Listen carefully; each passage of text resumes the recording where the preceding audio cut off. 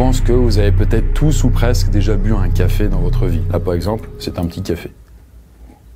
Pas un café pomme. Bon, en tout cas, peut-être qu'un jour, vous allez trouver ça dégueulasse. Que ce soit avec votre machine Expresso, avec un café soluble, ou même une machine à café du bureau. Bon, il y a plein d'occasions de boire du café. Mais vous pouvez aussi vous rendre dans un coffee shop comme Starbucks, Columbus ou même French Coffee Shop. Et à ne pas confondre avec les coffee shops qui sont à Amsterdam, puisque là-bas, c'est pas que pour prendre du café. Bref, en tout cas, dans ce genre d'établissement, il se passe des choses. Et c'est ça qui va nous intéresser. Eh bien, rapprochez-vous, vous êtes sur Compte Fécond. Et aujourd'hui, on va voir comment un sympathique moment autour d'une boisson chaude peut se transformer vraiment, mais vraiment en cauchemar. Donc là, on est vraiment allé vous choper des putains de témoignages sur Reddit. On y a rajouté des voix off pour une meilleure immersion. Vous connaissez la recette. Et donc, au programme aujourd'hui, on va voir une employée d'un café qui va connaître un véritable harcèlement. Mais on verra aussi une rencontre glaçante dans un coffee shop, dans une zone industrielle. Et enfin, une histoire d'ex qui a fait de la tôle et qui va virer au drame.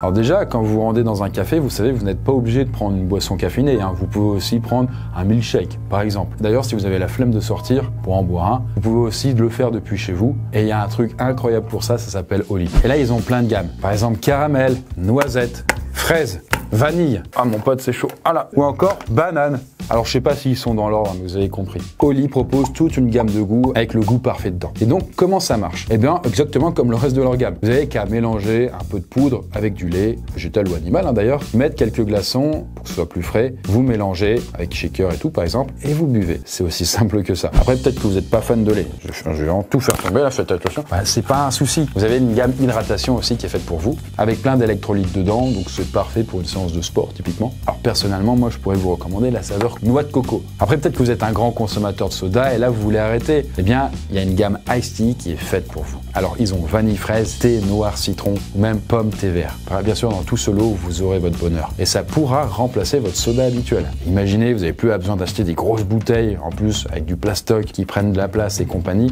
Et en plus, vous rendrez service à la planète. Elle vous dira merci. Je ne sais pas comment, mais elle le dira. Évidemment, pour finir, il y a leur gamme énergie. Et là, la gamme énergie, ça évite le crash post-caféine. Parce que dedans, c'est exactement comme le café, sauf qu'il y a de la New Caf qui est une caféine cristallisée. Et donc, au lieu de se libérer d'un coup et donc vous faire un pic qui redescend, ça se libère de manière plus douce. Et ça, c'est top. D'ailleurs, leur gamme énergie ne contient pas de taurine. Et chaque pot, comme par exemple celui-là, évite de jeter l'équivalent de 50 canettes de soda. Alors bien sûr, si ça vous intéresse, j'ai des codes promo pour vous. Il y a le code CONTEFÉCON5 qui donne 5 € de réduction sur votre première commande et le code CONTEFÉCON qui donne 10% de réduction sur toutes les autres commandes. Est-ce qu'on est bon là, hein?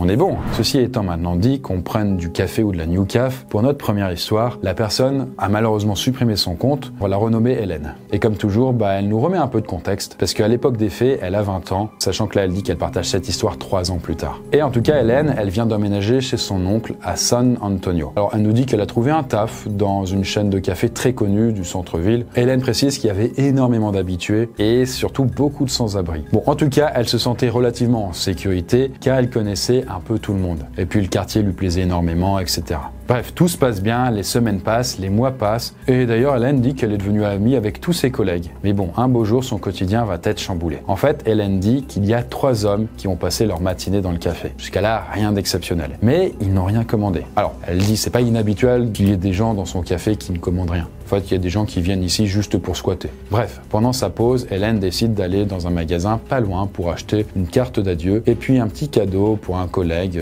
dont c'est le dernier jour. Alors, il va pas mourir, c'est le dernier jour de boulot, d'accord. Le truc, c'est qu'à peine sortie du café, elle entend la porte s'ouvrir derrière elle et elle sent qu'on la suit. Celui qui me suivait m'a rattrapé et s'est mis à marcher à côté de moi en suivant exactement mon rythme. Je me suis retournée et j'ai vu que c'était l'un des gars qui était resté là toute la matinée. Il était un peu plus grand que moi et me rappelait beaucoup Lakeith Stanfield, un acteur américain. Il a essayé de me demander mon numéro et je lui ai gentiment dit non. Il a insisté et ça m'a vraiment énervée, donc je lui ai dit d'aller se faire foutre. Il s'est arrêté d'un coup et m'a regardé avec un air surpris, sans doute car j'avais pas l'air d'être quelqu'un qui s'exprime de la sorte. Bref, il est resté planté là pendant que je m'éloignais et quand je suis revenue au café, lui et ses potes étaient plus sur place.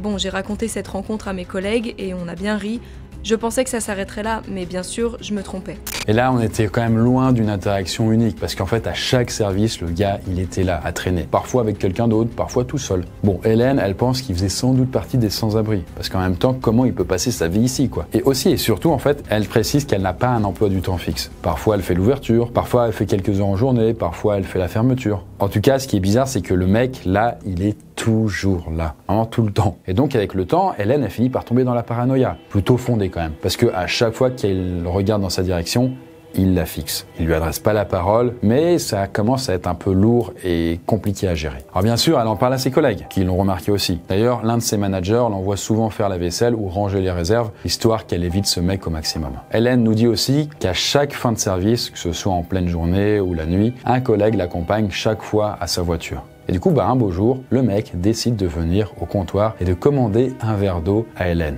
qui à cette occasion apprend son prénom. Elle ne nous fournit pas le prénom, mais on va l'appeler Patrick, le gars. Elle se dit que là, au moins, elle aura cette info. En tout cas, le lendemain, elle parle une nouvelle fois de cette situation qui la pèse à son manager. Mais vu que le gars, avec son verre d'eau, il avait rien fait de particulier, le manager, il peut pas le mettre dehors. À un moment, je dois aller aux toilettes. Je contourne le bar pour traverser la pièce et je dois malheureusement passer devant sa table pour y aller. Au moment où j'entre dans les toilettes, je le vois se lever. Bon, je me suis assise pour faire mes besoins quand quelqu'un a secoué la poignée. J'ai crié que les toilettes étaient occupées, mais la personne a continué de secouer la porte jusqu'à ce que j'ai fini. Quand j'ai ouvert la porte, il n'y avait personne, mais en revenant à mon poste de travail, j'ai remarqué que Patrick venait de se réinstaller sur sa chaise. J'étais complètement paniquée et j'en ai parlé à mon manager. Mais là encore, il ne pouvait rien lui dire car nous n'avions aucune preuve que c'était lui à 100%. Plus tard dans la journée, Patrick s'est levé et a pris un café dans la zone de retrait. Sauf qu'Hélène sait qu'il n'a pas commandé. Il a sans doute pris le café de quelqu'un d'autre. Et ça, elle, ça l'inquiète et donc elle va en parler à son manager. Là, le manager, il intervient et lui dit que s'il recommence, donc à Patrick, il pourra plus revenir ici. Et là, Hélène espérait qu'il recommencerait pour ne plus avoir à le voir. Sauf que les jours suivants, le Patrick, il recommence son manège habituel. Il reste assis et il la fixe. Bref, ça continue et on arrive tout doucement à la Saint-Valentin où Hélène doit faire la fermeture et nettoyer le magasin en profondeur avec une collègue, Hannah. Là, il est 1h du matin et Hélène finit alors par nettoyer les toilettes, quoi. Sauf que quand elle sort des toilettes, elle voit Patrick, les deux mains appuyées contre la vitre, les yeux écarquillés et qui la fixe d'un regard intense. Trop intense. Là, elle est entre la peur et la surprise et elle se fige et elle commence alors à le regarder aussi. Et là, elle remarque que sur l'une de ses paumes, à ce Patrick, elle voit un cœur violet en mousse. Bon, elle se met alors à paniquer, elle retourne dans les toilettes et elle hurle à Hannah que Patrick est de retour. Sauf que Hannah l'entend à peine à cause de la musique à fond. Mais bon, elle finit quand même par arriver et comme elle est au courant de cette histoire, elle sait qu'Hélène a vraiment peur de lui. Là, Hannah, elle hurle alors à ce gars, à Patrick de dégager et elle menace d'appeler la police. Mais le type, non, il reste collé à la vitre, fixant Hélène qui a juste passé sa tête hors des toilettes pour voir ce qu'il en est. Bon là, 5 minutes interminables passent, mais Patrick finit enfin par se barrer. Le lendemain, Hélène dit au manager qu'elle veut porter plainte, mais lui, il lui dit « Non, mais attends, et je vais sans doute parler au big boss, t'inquiète. » Quand Hélène rentre chez elle, elle se laisse quand même convaincre par une amie qu'elle ne doit pas plus attendre et qu'elle doit contacter les flics. Et ce qu'elle va faire alors de suite. Là, heureusement, les flics prennent la chose très au sérieux et une patrouille vient chez elle dans la foulée pour enregistrer une plainte officielle. Les deux agents ont été très gentils et m'ont soutenu. Je leur ai raconté toute l'histoire et leur ai expliqué que mon patron ne voyait pas l'intérêt d'impliquer la police puisque je n'avais pas été blessée. Les agents m'ont dit que j'aurais dû appeler immédiatement et m'ont défendu en disant qu'ils pouvaient l'arrêter pour harcèlement. Je les remercie et ils me disent que s'il se présente, je dois absolument appeler le 911 afin qu'ils puissent l'arrêter pour intrusion et harcèlement. Bon, en tout cas, Hélène nous dit qu'elle pense que, suite à ça, son manager a banni ce mec, ce Patrick du café. Car, en tout cas, depuis, il n'est jamais revenu. Quelques mois plus tard, lorsqu'elle se sentait à nouveau à l'aise dans le centre-ville, elle est sortie avec des amis pour se promener. Sauf que, alors qu'elle est tout près du Starbucks, en tournant au coin de rue, elle l'aperçoit. Là, elle flippe, elle se réfugie alors dans une petite boutique et elle a demandé à ses amis de garder un œil sur lui. Et une fois, et seulement une fois qu'il a disparu de leur champ de vision, ils sont partis de là et c'est la dernière fois qu'Hélène a vu ce Patrick. Et heureusement, parce que du coup, c'est vrai que le gars était carrément flippant, quoi.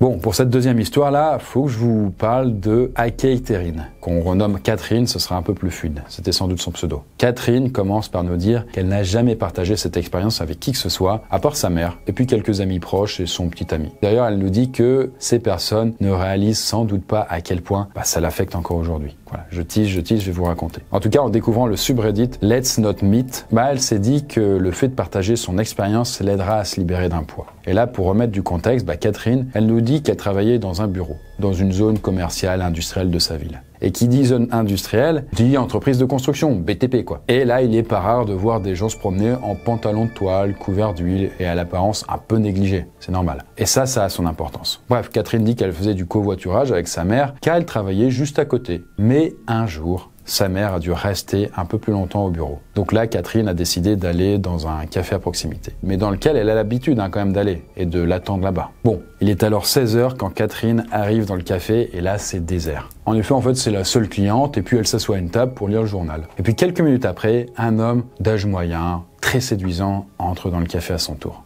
Et là, Catherine insiste bien sur le fait qu'il est très attirant. Il a un bon charme, tu vois. Mais ce qui la frappe vraiment, c'est à quel point il est propre sur lui pour cet endroit. Surtout, il porte une combinaison et des bottes de travail. Bon, là, l'homme, qu'on va appeler Justin, demande à Catherine s'il peut s'asseoir à côté d'elle pour parler, le temps que la personne qui doit le récupérer arrive. J'accepte, et honnêtement, on a une conversation agréable pendant un moment, jusqu'à ce qu'il commence à me poser des questions personnelles. C'était pas forcément des questions très précises, mais avec le recul, c'était assez étrange. Mais à ce moment-là, peut-être par naïveté, j'ai continué à parler même s'il commençait à y avoir une atmosphère vraiment bizarre. J'ai commencé à me sentir vraiment mal à l'aise quand je lui ai demandé ce qu'il faisait dans la vie. Il m'a dit qu'il travaillait dans une usine voisine et qu'il y était depuis environ 1 an, en précisant que c'était son premier emploi et qu'il était donc très enthousiaste à l'idée de poursuivre sa carrière là-bas. Je rappelle qu'on a affaire à un homme d'âge moyen, donc il commence à y avoir des premiers signes d'alarme qui sonnent en moi. Bon là, Catherine ne comprend pas comment ce mec de cet âge-là peut se retrouver dans cet endroit précis quoi. En fait, pour elle, c'est sûr, il doit sortir de tôle ou un truc du genre. D'ailleurs, en parallèle, plus elle passe de temps avec lui, plus le fait qu'il soit aussi propre sur lui, alors qu'il dit sortir du taf, ça la met mal à l'aise. Bon là, elle décide alors d'envoyer directement un SMS à sa mère en lui disant de venir au plus vite. Et bon, elle continue de parler à Justin, au gars comme si de rien n'était, pour ne pas éveiller les soupçons. Quelques minutes plus tard, sa mère arrive sur le parking et Catherine quitte le café, d'un coup, en s'excusant de devoir partir à l'arrache. Catherine monte dans la voiture de sa mère, mais elle jette quand même un dernier regard derrière elle pour voir si Justin bouge. Et là, non seulement il quitte le café dans la foulée, mais surtout, il monte à bord de sa propre voiture et met le contact. Et là, je rappelle quand même qu'il avait dit à Catherine que quelqu'un devait venir le chercher en voiture. Donc ça ne colle pas, encore une fois. Là, Catherine commence alors sévèrement à paniquer et elle explique alors rapidement la situation à sa mère, qui va démarrer en trombe. Alors, est-ce que le fait que Justin quitte le café juste après, ce soit un hasard? Bien sûr que non, en fait. Parce que là, il va commencer à la suivre, Catherine et sa mère. Ma mère a alors commencé à prendre des virages au pif, à passer dans des rues dans lesquelles personne ne passe. Elle a tourné en rond. Mais le gars a continué de nous suivre, où qu'on aille, pendant près de 30 minutes. Heureusement, il a fini par abandonner et il a perdu notre trace. Honnêtement, je ne sais pas pourquoi je n'en ai jamais parlé à la police. Mais j'étais tellement en état de choc que ça ne m'est pas trop venu à l'esprit. Tant bien que mal, j'ai essayé de continuer ma vie, comme si de rien n'était. Alors bien sûr, l'histoire s'arrête pas là. Parce qu'environ 1 semaine après cette journée assez bizarre pour Catherine, elle et sa mère comprennent que Catherine a peut-être échappé au pire. Parce que, alors que la mère de Catherine s'apprête à lire le journal, elle voit qu'il y a en première page une énorme photo de ce Justin. En fait, on peut lire qu'il a kidnappé une jeune femme en l'enfermant dans le coffre de sa propre voiture avant de faire plus de 300 bornes. Là, il a ensuite forcé la femme à retirer tout l'argent de son compte en banque et il l'a abandonnée au milieu de nulle part. Bon, de ce que dit l'article quand même, la femme n'a pas été blessée ni agressée sexuellement ou autre. Mais bon, Catherine a rapidement compris que ça aurait pu être elle. Et d'ailleurs, elle termine son témoignage en disant qu'au moment où elle partage son histoire, ça fait 7 ans que ça s'est produit. Mais qu'elle a quand même toujours maintenant beaucoup de mal à faire confiance aux inconnus. Elle a donc clairement été traumatisée. Et d'ailleurs, depuis, elle dit qu'elle n'a pas réussi à remettre les pieds dans ce café. Alors que pourtant, avant, elle le fréquentait quotidiennement.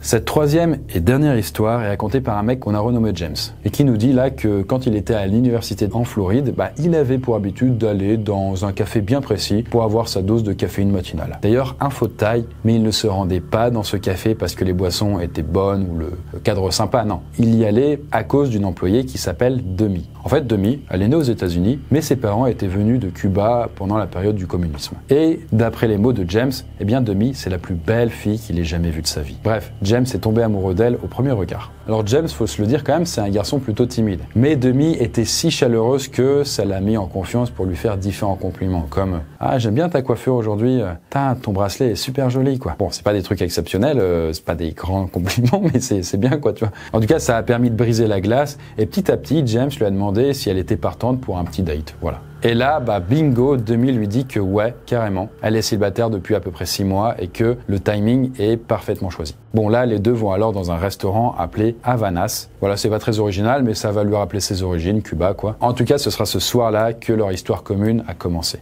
Là, les semaines passent, tout est au beau fixe et un jour, James décide de passer voir Demi au café à l'heure de la fermeture. Alors, ça lui arrivait souvent de venir traîner là-bas pendant qu'elle terminait, avant qu'ils partent tous les deux boire un verre quelque part. Parce que si James lui proposait son aide à chaque fois pour aller plus vite, Demi refusait toujours. Et ce soir-là, James est assis comme d'hab à une table en train de feuilleter un journal. Quand tout à coup, là, la porte s'ouvre violemment. Et là, un homme pénètre dans le café. Bon, là, l'homme en question a l'air très énervé et c'est vraiment un euphémisme. Là, James se lève pour lui dire que le café est fermé à cette heure-là. Le mec s'arrête, il me fixe et il lance alors à Demi « C'est ce mec-là ?» avec un air totalement dégoûté. Bon, d'un côté, je suis un peu offensé, et de l'autre, je veux faire le dur devant ce type. Donc je lui réponds que oui, je suis bien ce mec, et je lui demande alors qui il est. Avant même qu'il me réponde, il met sa main dans sa poche pour en sortir un flingue. J'ai pas honte de le dire, j'ai failli me faire dessus. Car on m'avait jamais braqué une arme dessus jusqu'à maintenant. Je peux vous assurer qu'avoir un flingue pointé sur vous en sachant qu'il est probablement chargé, c'est une sensation que vous ne voulez pas connaître.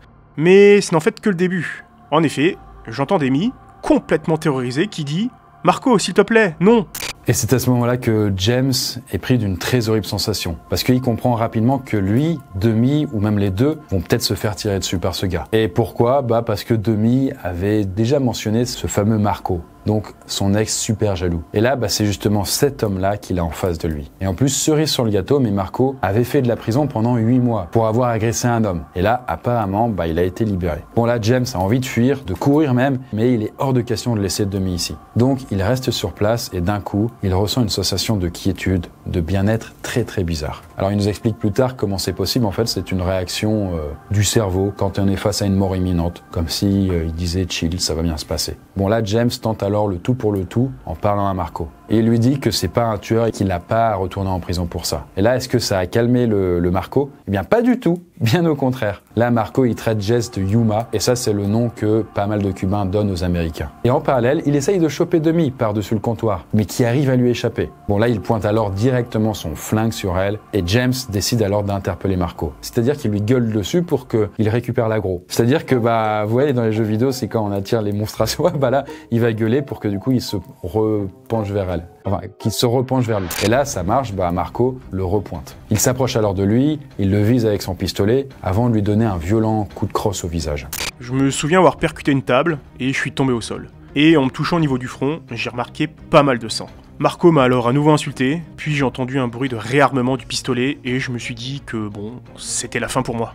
Mais au moment où il s'apprêtait à tirer, j'ai vu Demi se pencher par-dessus le comptoir, tenant quelque chose. Elle lui a dit quelque chose en espagnol, et ça a suffi à attirer son attention. Et c'est à ce moment-là qu'elle lui a jeté un truc au visage. Le cri qu'il a poussé est le cri le plus horrible que j'ai jamais entendu. C'était même pas un cri humain. Je pensais qu'elle avait juste jeté du café chaud, mais quand j'ai vu son visage, j'ai compris. Et là, James, qui est par terre dans le cirage, il remarque que Marco a une sorte de substance brune et cristallisée sur la gueule, qui a l'air comme collée à son visage et qui dégage de la fumée. Là, Marco, il essaye d'enlever ça, mais il réussit pas. Demi saute alors par-dessus le comptoir et hurle alors à James de s'enfuir. Et là, les deux trouvent alors refuge dans une petite épicerie à côté, d'où ils peuvent appeler la police. Là, à ce moment-là, James demande alors à sa copine ce qu'elle lui a jeté au visage. Et là, elle a eu un regard coupable et elle lui a pas répondu. Mais plus tard, Demi lui a expliqué ce que c'était vraiment. En fait, c'était juste du café, mais très chaud, avec beaucoup de sucre. Et du coup, c'est un truc alors qui colle à la peau, qui va alors la cuire et lui laisser d'horribles cicatrices. Finalement, Marco a été emmené à l'hôpital, mais aussi mis sous surveillance policière.